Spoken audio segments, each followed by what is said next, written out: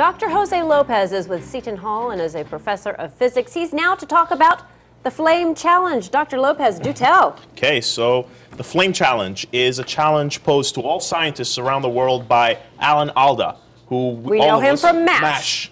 And he's subsequently been doing shows on public broadcasting, Scientific America Frontiers. Right. And he's become very interested in science and communicating science at a level that anyone can understand. Specifically 11-year-olds. 11-year-olds. All right. So the Flame Challenge is, can you explain what a flame is to an 11-year-old? Can you? So you're challenging me. Okay. And who better? Go ahead. We'll let him off the hook. So, no, actually, I won't lift it. Can you? Yeah, I can. I think I can. I'll try. I'm going to give it a shot. Okay. So a flame is the light that's given off by a fire. That's the easiest, fastest thing. I'll take it. Of course, what comes next is, what is a fire? Okay, well, a fire is what happens when you take a fuel and you ignite it. Or in other words, you somehow collide it, either by rubbing it, right, by friction, heat. If you rub your hands together, you feel the heat. And then what happens is there's something called a flashpoint, an ignition.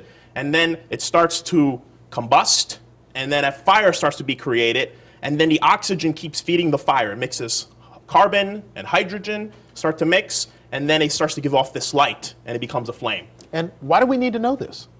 Well, I mean, a fire is such a basic thing. I mean, if you talk to any archaeologist, they'll tell you one of the milestones that led to human civilization was fire. The development of fire, sure. Discovering fire and then controlling fire. So, well, how does this help young people? What's the goal here? Well, the goal here is just, it seems like such an easy question, right? What is flame? I have a 2-year-old daughter, and she asks me, why, Daddy? What's this? What's that? And all of us who have children, or if you're a teacher like I am, get all these questions, and they seem simple at the surface. What is flame? But it's not that simple to explain it to someone who doesn't have a PhD in physics. And let me tell you something. I have flashbacks now to junior high school and a writing assignment I had. The teacher told me, go home, light a candle, and write a paper on it. And I was outraged. I'm 14. What do you mean?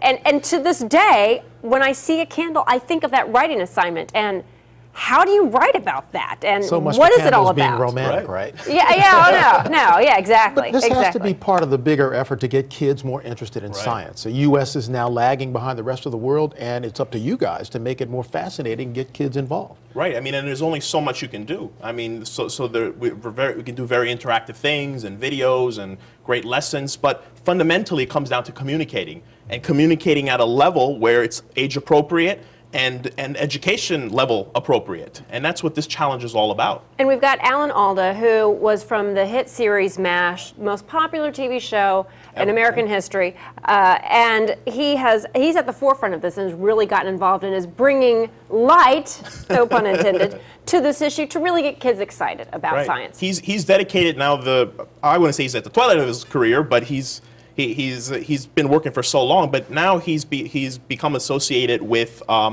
Stony Brook University, SUNY Stony Brook, and he is working with them to communicate. So he's actually a professor, just like I am at Seton Hall, teaching scientists how to communicate. So he does improvisation classes and different things. I'd sign up for that class. And how much of this is aimed at giving teachers a better handle on communicating, teaching science? Right.